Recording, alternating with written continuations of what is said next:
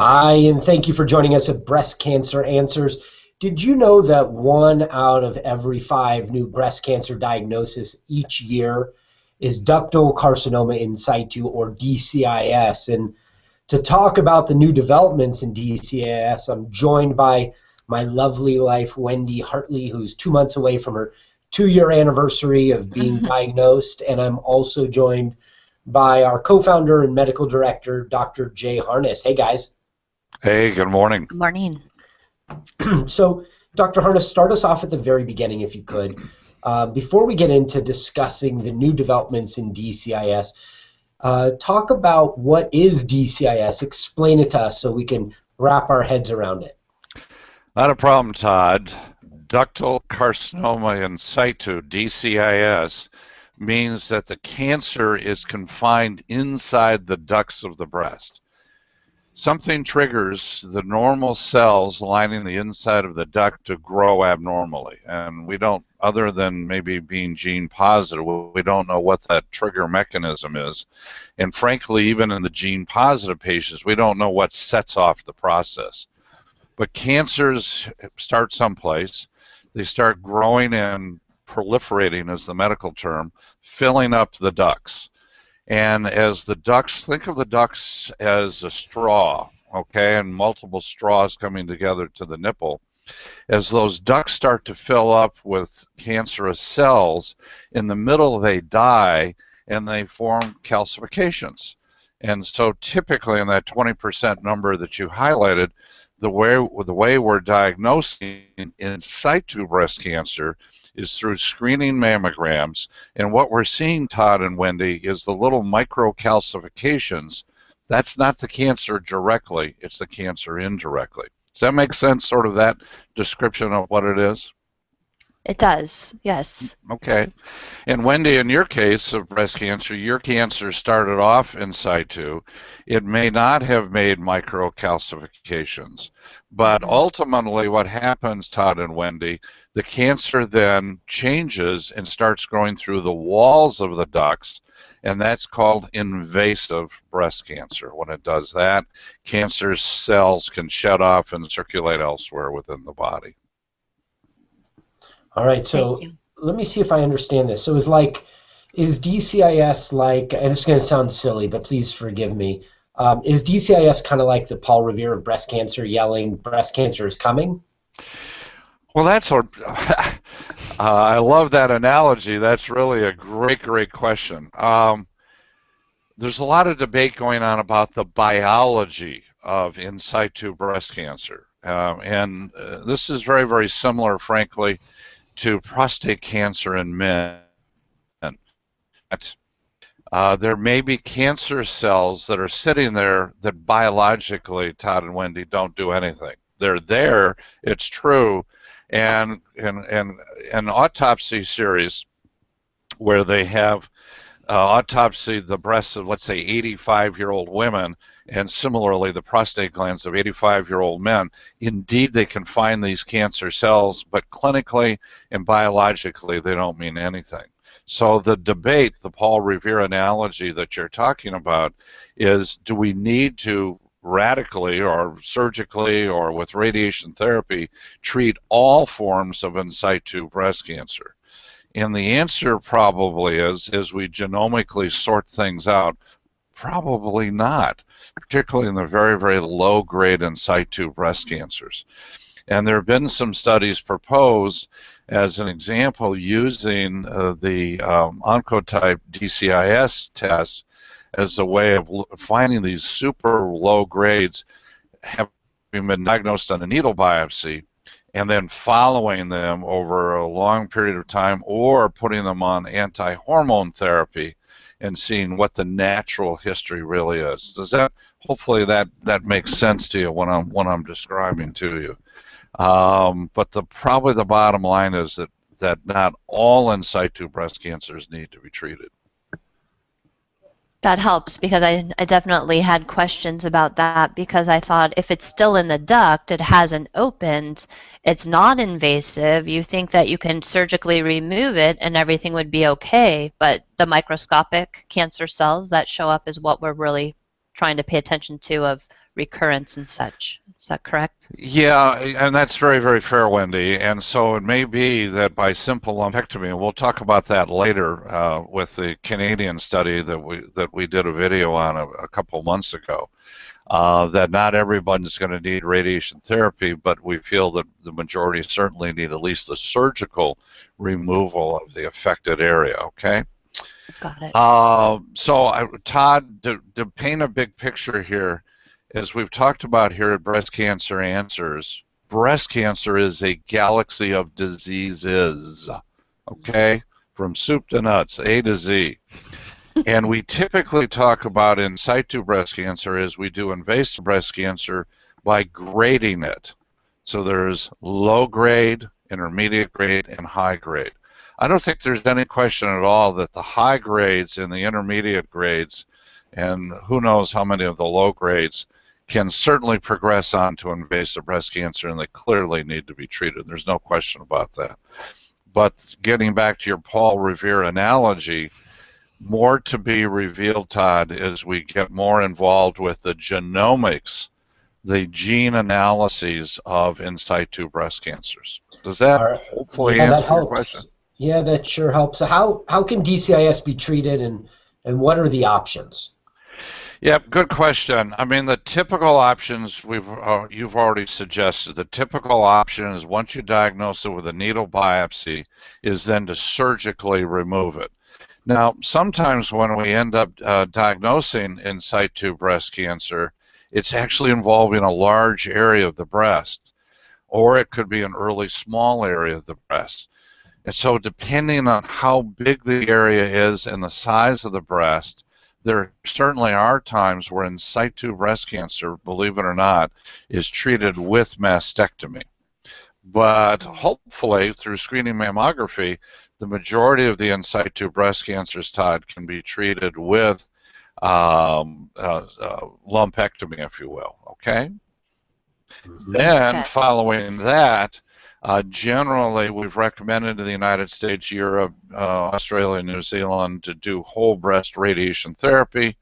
More recently, we have found cases where we can just irradiate part of the breast, and that can be done with an implantable device in the breast, or it can be done with even intraoperative radiation therapy. So if we're going to save the breast, generally it's been a lumpectomy combined with some form of radiation therapy, although, as we'll talk about in a few minutes, there are going to be some exceptions to that.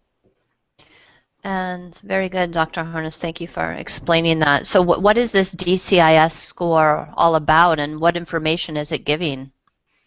Well, you know, we've been very fortunate through the 3 years of Breast Cancer Answers has been up and running to have Genomic Health as our sponsor. They're really committed to patient education, getting information out over the social media network. We've talked historically, Wendy, about the importance of the DCIS the Oncotype DX Score in invasive breast cancers. You're a really good example of that. Right. Then what has been, and that's a 21 gene test, if you will. And what that's looking at is the expression patterns of RNA, and it's then comes out with recurrence score, low score, intermediate score, and high score to help us determine whether patients need or benefit from chemotherapy and what's the risk of the cancer coming back elsewhere in the body in the next 10 years. Now, they've modified that technique, that RNA analysis technique, to the DCIS. This is fewer genes that they're looking at. This has been validated in a very similar way. And we reported here, I think 3 years or more ago, about a very early, what's called ECOG study, a smaller study, very small, in situ breast cancers, typically in postmenopausal women, very favorable. And the DCIS score showed that the majority of those women had low risk scores, and that indeed in the small study, that there was certainly a group of women who could probably avoid radiation therapy. Then fast forward to this past December, excuse me, to this past December, when at the San Antonio Breast Cancer Symposium, excuse me, I got to take a drink of water. Yeah, please do, Jay, please do. Yep. Fast forward to this last December, when we had a major report come out from the Ontario cohort study from Ontario, Canada. Todd, I don't want to keep talking continuously here, but indeed we have a different gene analysis. It's the same philosophy, and it works. Okay. All right, now, Dr. Harness, go ahead. Historically, sorry, Wendy, historically, help me connect the dots here. It seems like over the last 11 or so years, invasive breast cancer went from one-size-fits-all treatment, the patients got chemotherapy, and that there was a regimen for all breast cancer patients. And then the Oncotype DX test came out that provided personalized treatment, or at least allowed for it. And are we seeing the same thing right now with DCIS treatment? Absolutely, we are, Todd. There's absolutely no question about that. I'm sorry, I'm struggling with my with my headset. Don't worry about it. You look fabulous. All right, thank you. Yes, except on this side, it's slipping down where my mic is. All right, we got it better set. Yes, the answer is we're doing. This is going to allow for personalized. More personalized care, if you will, for in situ breast cancer. Now, the main focus here, Todd, is the focus on those women undergoing lumpectomy. That if the area of the in situ breast cancer is so large that a woman needs a mastectomy or she chooses a mastectomy, then frankly the relevance of the score is minimal. I mean, it does tell us some things about the biology, but it's not going to change what the surgical option is. The major impact here with the DCIS score is the need for radiation therapy or not. And what's fascinating by the much bigger Canadian cohort study is that about 60% of the patients actually had low-risk scores. And the odds, if you had a low-risk score, of having a recurrence in the breast was about 1% per year. Where if you had an intermediate or high-risk score, the odds of a in-breast recurrence, particularly with the in situ breast cancer, more than doubled. It got up to about 2, so pushing 3%. And this is with 10-year follow-up. This is why this study is so very, very important. It's really got the long-term follow-up out to 10 years. So, 1% per year in breast recurrence without radiation therapy isn't that much better, Todd and Wendy, than what we do with radiation therapy. Historically, to be fair about this, historically we've known that radiation therapy has lowered the chance of a cancer coming back in the breast by about 50%. In other words, instead of 1% per year, it would knock it down to about 0.5% per year. Wow, on the other it already hand, sounds so low. well, it is. It is very, very low. And obviously these patients, Wendy, are followed very carefully for years, getting yearly mammograms. So if we detect it, recurrent cancer, we ought to be able to detect it early. Now, having just said that, there is the worrisome part of this, Todd and Wendy, and that is if in situ breast cancer does reoccur in the breast, 50% of the time it recurs as an invasive cancer, even in between mammograms. And that, frankly, that's the thing that's made us nervous through the years. If we said, hey, okay, so it comes back and it only comes back as another in situ, ho-hum, we detect it, remove it again, blah, blah, blah.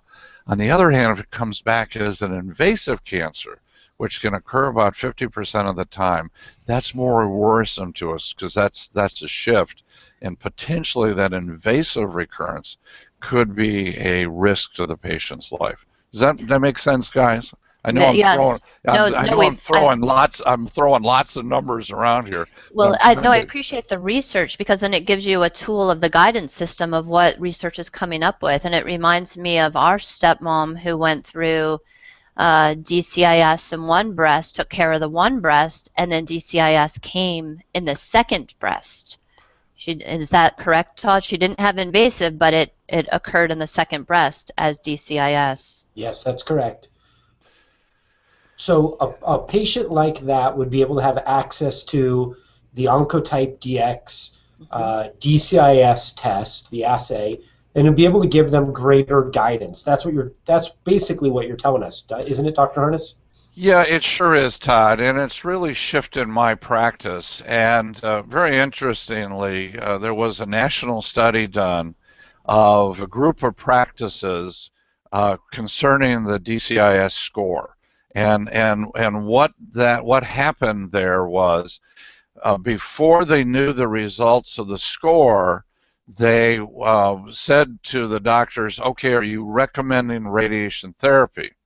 Then they got back the results of the DCIS score, and it actually then shifted the decision about doing radiation therapy by a good 30%.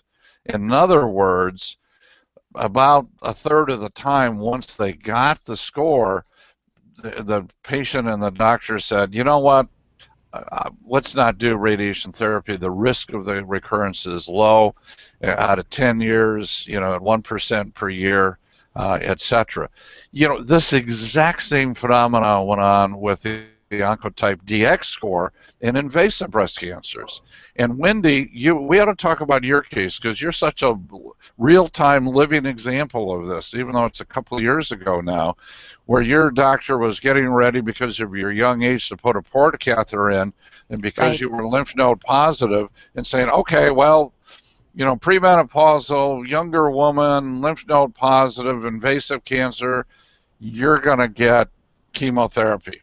And Jay said, time out, I want to know what the Oncotype score is. Wendy, why don't you elaborate on that, if you would? Yes, no, I remember that very well. Waking up after surgery the next day, and he let me know that I was going to need chemotherapy, and a port was going to be installed in 2 weeks. Now, I just woke up from surgery, and we're already talking about the next one. And of course, having you to advise me of what I needed to be looking for, and then also what you were advising me was in direct correlation with what my medical oncologist was advising me. He said, we need to, make sure we have this test for you and see what your recurrence score is. And truly, I felt like it bought me time. I can be a very patient, truly, with my yogic practices.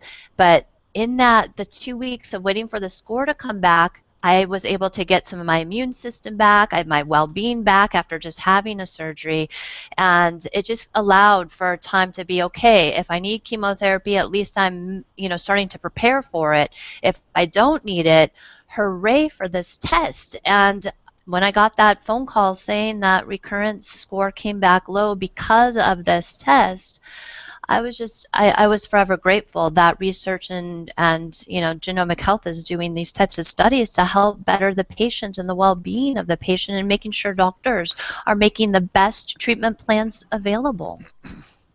Yeah, and as a matter of fact, the Oncotype DX score has been incorporated now in national guidelines from NCCN, and so it really has shifted the practice. Todd and Wendy, when it comes to the DCIS score, I envision the same thing happening in the future, that this will become part of national guidelines. Todd, this is really all about personalized cancer care, which is what we're all striving for.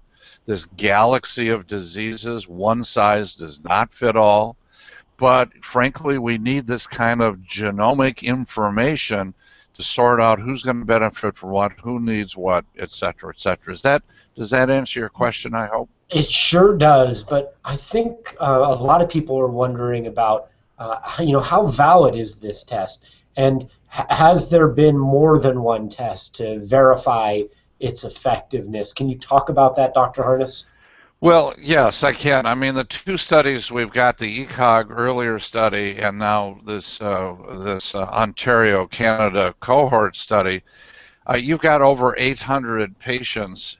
And what's so fascinating, when you then look at the percentage in each of those studies of low risk scores, the one study, the ECOG study, I believe was around 70% had a low risk score.